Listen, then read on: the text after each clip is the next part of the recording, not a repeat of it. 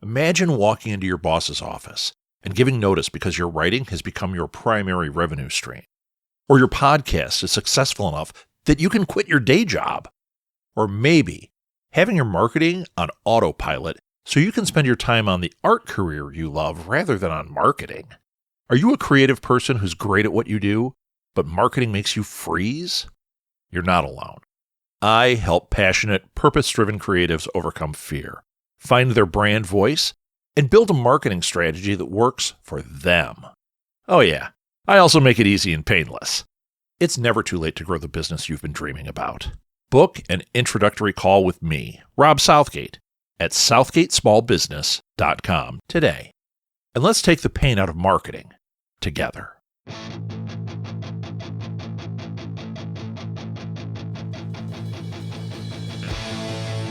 Welcome to Alley Chats. Today I have, I'm not going to say you're a carbon copy of me, but you are very similar to me, Patrick Hickey Jr. You are the closest thing we've had to me on this because you do so many nerdy things.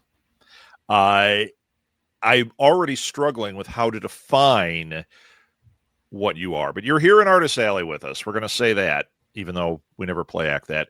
But you make sense being here. Because you do voiceover, you do comics, you are a college professor. Guess who else does all that fun stuff? So why don't we start here? I'm going to put the onus on you, Patrick. Why don't you tell people who you are and what you do? We have a half hour. Go. Sure. What's up, everybody? My name is Patrick Hickey Jr. I am the editor-in-chief of Legacy Comix. I am the editor-in-chief of ReviewFix.com. I am a senior writer at Old School Gamer magazine. I am the director of the journalism program at Kingsborough Community College, City University of New York. I am the chairperson of the City University of New York Journalism Discipline Council. I am a voice actor. You may know me from Five Nights at Freddy's Into the Pit, Renfield, Bring Your Own Blood, WrestleQuest, World Championship Boxing Manager 2. I've written 7 books on video game history in the Minds Behind the Game series. I've also written a professional hockey book, Aces Over Brooklyn and the EPHL's Fight for Hockey Relevancy. I'm a geek. It's just what I do. I've been a college professor for 19 years. I'm a husband. I'm a father. Yeah. Nerd. Okay. So, Absolutely. Yeah, man. Like I said, you're another side of the 20-sided die that we are both living on. Okay, there were things in what you said that I didn't know. So first of all, we're gonna do the best job we can of having a comprehensive list of some of the stuff that we put in the show notes, so you can buy into these things. But sure, the first one I want to hit is something that you mentioned. You've written how many games on the history or books on the history of video games? Seven books in the last 9 years. Yeah, it's pretty wow. Crazy. So your books, I have not seen these. Give me kind of a gist. Are you sticking with console gaming? Are you just in general? I mean, what is the premise of this series? So Brian Mazik from Forbes interviewed me probably like 6 years ago, and he had the best description of it. He was like, it's like an ESPN 30 for 30 style interview with a developer or 2 or 3 on a game, and it tells the behind the scenes story of how the game was made. And the thing is, what I do is I turn each game into a chapter of the book, and each book has anywhere from like 31 to like 40 chapters. So each book, like the Minds Behind PlayStation 2 games, has like 35 chapters. It's 35 games. You get the behind the scenes story told directly from the developer, written by me. It's not a Q&A. It's not full of pictures. There are pictures. There's over like 150 pictures in each book, but it's a comprehensive feature basically on how the game was created, the trials, the tribulations, super geeky, but then also down to earth. Like one chapter, I have the guy that made Aladdin for Sega Genesis talk about how he slept in his car through most of the development. It's one of the best-selling games in Sega Genesis history, and the 6'8" man slept in his tiny little sedan the entire time. So this way he could stay as close to the office as possible. It's stuff like that. That's basically what the minds behind the games is. And it's from the origins of the video game industry to now. So we've got the minds behind the games, the minds behind adventure games, the minds behind sports games, the minds behind shooter games, the minds behind Sega Genesis games, the minds behind Sony PlayStation games, and the minds behind Sony PlayStation 2 games. So it's been a wild journey, over like 400 interviews with developers. It's just like kind of a continuation of the stuff that I was doing when I was an editor at NBC, and when I was at Examiner, and what I do at ReviewFix. I absolutely love this. One of my favorite books, I say it that way because it's not that it's like, it's in a different category, but I don't know if you ever read the book The First Quarter, but it is the history of video gaming. And it's funny because I read this thing, I devoured this book, right? Mm-hmm. And there's a section in there about Nolan Bushnell.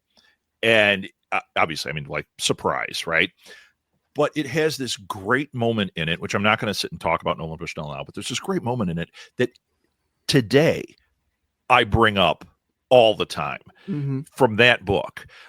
So reading history of video games is just fascinating to me. So you just got a bunch of sales from me, awesome. and I'm going to encourage everybody to read these. We can get in discussion about them because I love it, and it's so interesting.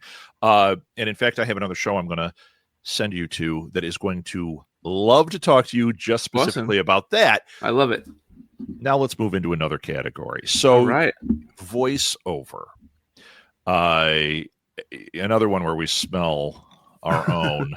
I'm sure you hear it when I'm talking. Like, absolutely. Yeah, okay.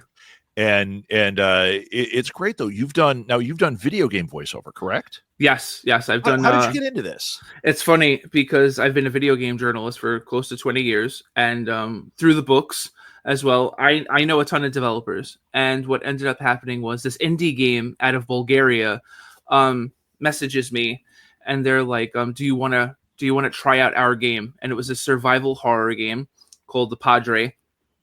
And it kind of reminded me of like Castlevania, Alone in the Dark, and like Minecraft all mixed up into one. Oh, interesting. Okay. And so it had a really cool like voxel visual look, really good music, great lighting. And the first line in the game was, "It's been a week since the disappearance of Cardinal Benedictus." So you're a smart man. So you know week is spelled W-E-E-K. This was not. This was spelled W-E-A-K. So they asked me... Wait, I got to know something. Is this a typo or? Oh, it was a typo. It was a typo. It's great, man. But it was the first sentence of the game.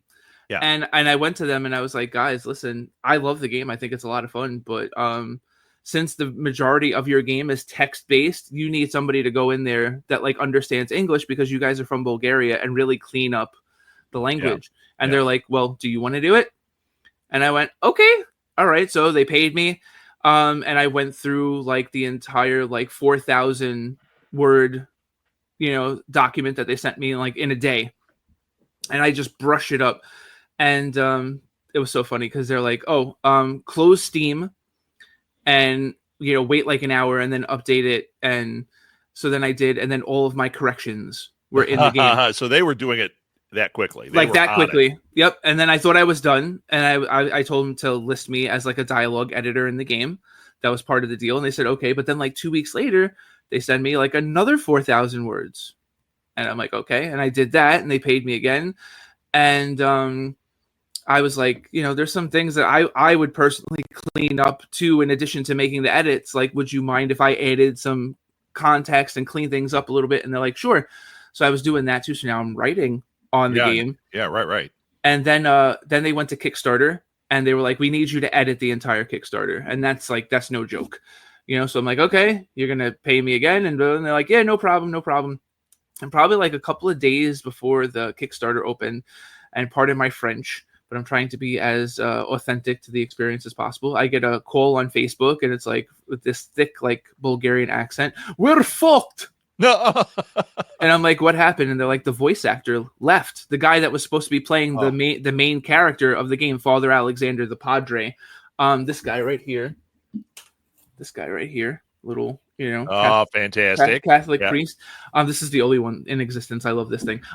So I was like, listen, no offense, but having read through and edited all the dialogue and stuff, that guy's voice, that wasn't the voice." And they're like, what are you talking about? And I'm like, he sounded like Russell Brand.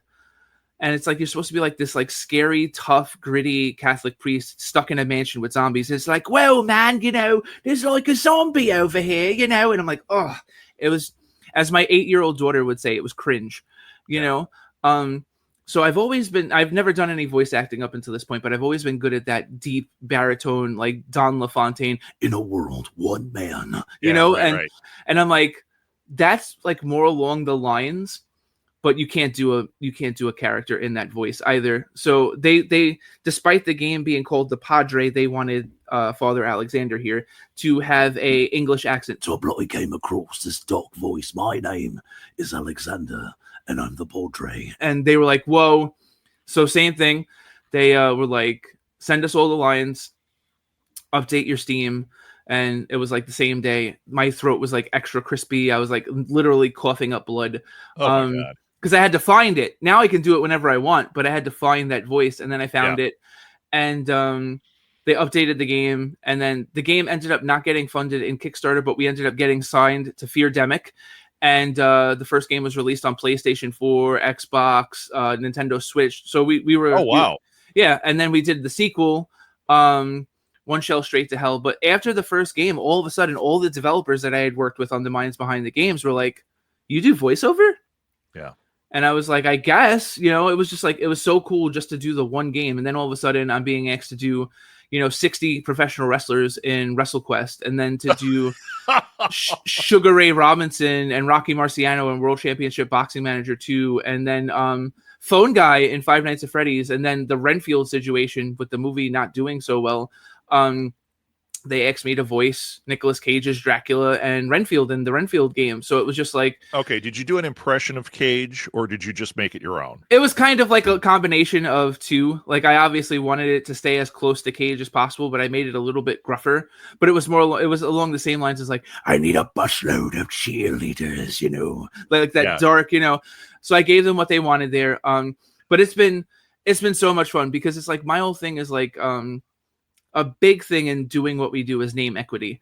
So if someone knows you as a voice actor, but you could somehow bring in your video game books, or someone knows you as a video game journalist and you could bring in your voice acting. And it's just like trying to get people to understand that you're not just one thing is very hard. But when you do, and you can kind of like cross promote, because like Into the Pit came out, Five Nights at Freddy's Into the Pit came out physically last week. So it's been great. I've been signing copies of the game. I've been signing Funkos like crazy for like the past like 8 months. But then people will be like, are you the same Patrick Hickey that runs Legacy Comix? Are you the same Patrick Hickey that does the minds behind the game? So voice acting has been really great in helping me like get more people to like the stuff that I'm not going to lie and say that I'm not passionate about voice acting, because I absolutely adore it. But like I'm a writer at heart. That's what I want to get the most attention to. So it's definitely helped. The voice acting has definitely helped me kind of bridge the gap and get to more people. Yeah, I get that. In fact, it's funny because I also do a business podcast called New Media Lab. And that's one of the things I talk about is, you're a writer. You want to be a writer. And then what I get a lot of is, it's not just for writers, by the way, but I'll get a lot of like, well, I want to be a writer. I don't want to do the marketing. And it's like, well, no, you have to. You have and to. Then I'll also get where I'll say, okay, well, what can you do? You need to do live speaking. You need to do a blog. You need to do these things, which can tie into what you do. But guess what? They expand your audience. They're the reason. Okay, talk about alley chats. One of the consulting things I do is I help people that have these booths. And I'll say to them, this is so horrible, man. You're going to love how mean I am. I'll be standing there with them, and it'll be me. I'm the only one talking to them, right? And across from them will be 50 people waiting in line to get some guy's signature, but he's not a name. He's just a guy over there that has 50 people. Yeah. And I'll say, wow, they've got 50 people. And they'll go, yeah, I know. Wow. And I'll go, what do you think they're doing? And they're like, man, I don't know. And I'll go, oh, their stuff must be better than yours. And then they go, and I go, no, of course it's not better than yours. They're doing something else. Yes. Maybe they're doing panels and they're drawing people in. Maybe they're doing their social media the right way. But what you do is awesome. Yeah. And you're right, man. It all ties together.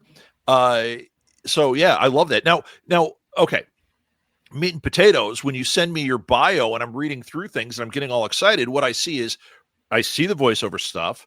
I see the comics company. I see Review Fix. The comics company, let's go there. You've got Legacy Comix. Tell me about that. What got you into that? So what happened was I wrote Condrey, my first comic when I was 18. And it's a really funny story. And I won't get too long with it. But I showed it to my first journalism professor, Brian McDonald, amazing author, amazing journalist. And he was like, listen, this is cool. This is really good. I can see that you've like taken time on this and stuff. But he goes, you've got like the stuff to be a really good journalist. And you're working on your degree, and I think this is like the way for you. And I wouldn't say give up on the comic book stuff, but I would say like journalism is going to be able to pay your bills. He goes, I don't know enough about the comic book industry, but it's likely not going to pay your bills. Yeah. So I kind of like, I was brokenhearted, but at the same time too, I trusted him, and I went on to, I've written and gotten photos and articles published in the New York Times, the Daily News. I was an editor at NBC. I was the highest read video game writer on Examiner when they were a thing. So like the journalism thing, and it's led into, I'm the director of a journalism program for the City University of New York. So his advice was good advice.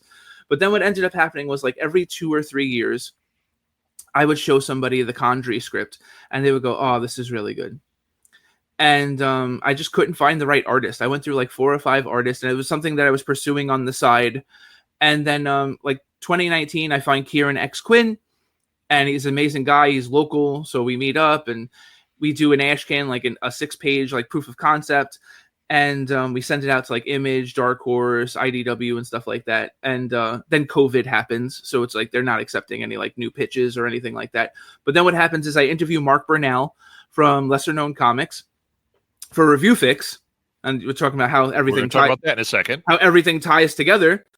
And I interview him, and we do a really good interview, and it gets really good traffic for him at that point. It got like 50,000 views for an indie comic book publisher. Like that kind of views on their stuff is insane. So he was super happy, and he messages me, and he's like, if there's ever anything that I can do. And I've been told that over the last 20 years, hundreds of times, if there's ever anything I can do. And I always say, no, it's okay. That's my job. That's what I'm supposed to be doing, blah, blah, blah. So I get off the phone with him, and then I go, I'm going to show him that 6-page proof of concept that we have from Condrey. And I show it to him. I call him back like right away, and I'm like, listen, I got something for you. I'm going to email you. If you don't like it, you don't even have to respond. But if you like it, then let's talk. A half hour later, he signed Kieran and I to a contract. Wow. And we did Condrey 0, 1, 2, and 3. And then just what ended up happening over like those 8 months that I was at Legacy Comix, at Lesser Known Comics, was Mark really took me under his wing on the business side of things. And there was just so many things wrong under the hood that he didn't want any like constructive criticism for. And then it was basically very apparent after a couple of months that I was only going to be doing Condrey for him.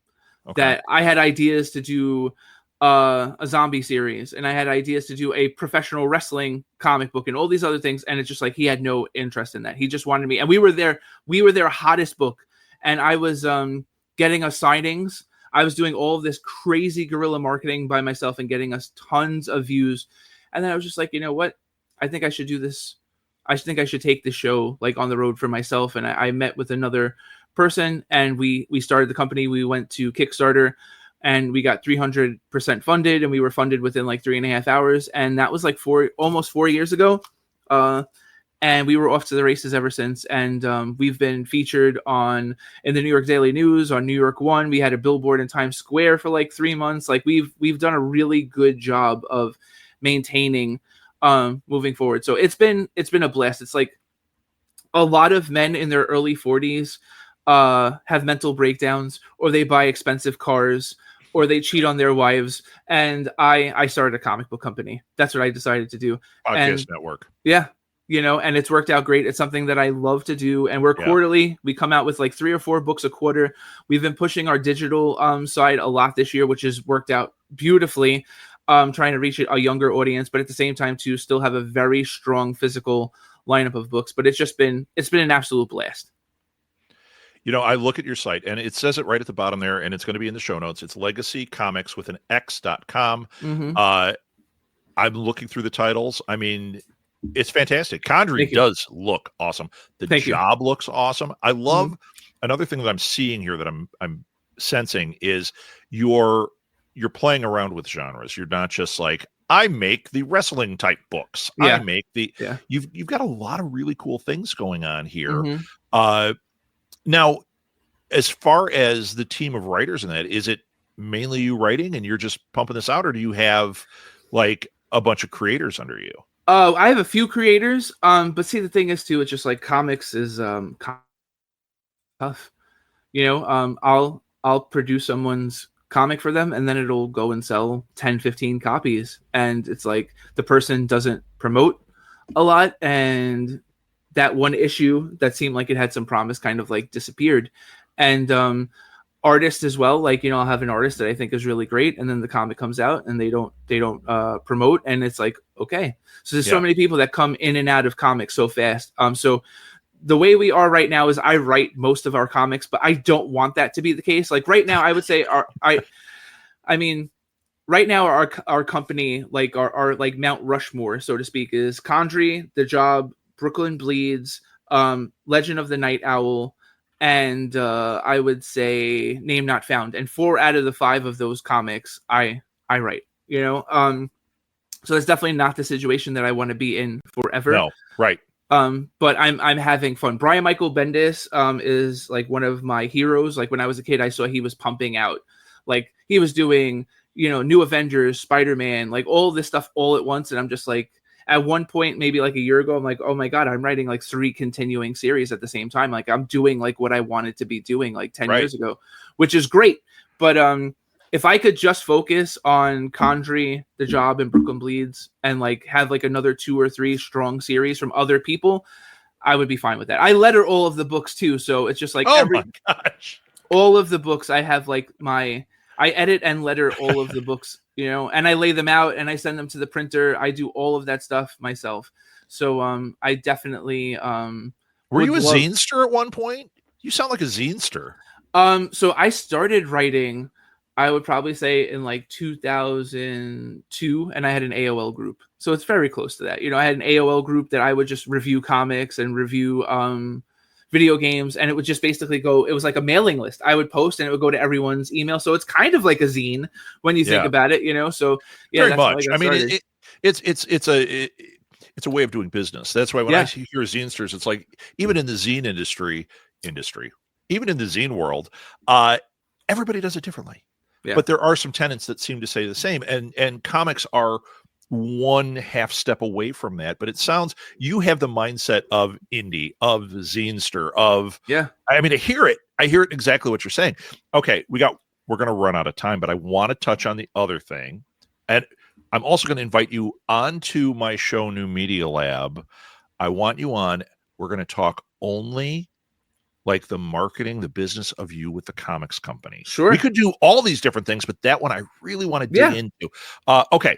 So the other thing, ReviewFix. Tell me about ReviewFix. Let the audience know what it is and get excited. So I have 3 degrees in journalism. I have an associate's degree, a bachelor's degree, and a master's degree in journalism. And after I got the bachelor's degree, I started teaching, and I didn't have as much time to freelance do the freelance journalism stuff as I would like. And I was covering mainly minor league baseball, minor league hockey and stuff. And I had this huge itch to write entertainment. So around 2008, 2009, I'm like, let me start my own entertainment website. And it's been daily updated since the day that it started. It's mainly like pro wrestling, video games, and comics now. But I mean, at one point I had like 40, 50 people writing for me. Now it's more like a dozen, but it's just like I keep going with it. It's a lot of fun. And I've interviewed everyone from like Philip Seymour Hoffman, Channing Tatum, Don Felder from the Eagles. Like I've done Rey Mysterio Jr. Like I've done so many fun, cool interviews on ReviewFix. It's basically like your greasy spoon of digital journalism, your dive bar of digital journalism. But I've had I love those terms, man. Mm-hmm. I love that. Yeah, well, just going through it, it's like now you've just given me something that's going to be a regular for me. Mm-hmm. And I'm sure you post these to social media. People, what's the best place for them to follow ReviewFix, where they can read these things and get excited to go to the webpage? Yeah, we have a Facebook page. It's just reviewfix.com. People go to it all the time. We get about 30K viewers like a week, unique. So it's pretty good. Like I said, It's so like old school, like the page looks like it's from like 2003, but it's just like that's what people want. The page loads fast, it comes right up. Like you miss wrestling, all the results are right there. You miss like the new issue of Absolute Green Lantern, and you want to just like get the gist of it, and it's right there. And stuff. So it's just like that's what our audience likes, and our audience is older. It's in like their late 30s and 40s, so like they don't need all these bells and whistles and all this other stuff. So it's just like that's exactly who the site is intended for. Well, it's fantastic. And thank you, Patrick. I'm so happy that we have now met and that we have done this thing. There's no way our paths are not going to cross at some Comic-Con or something.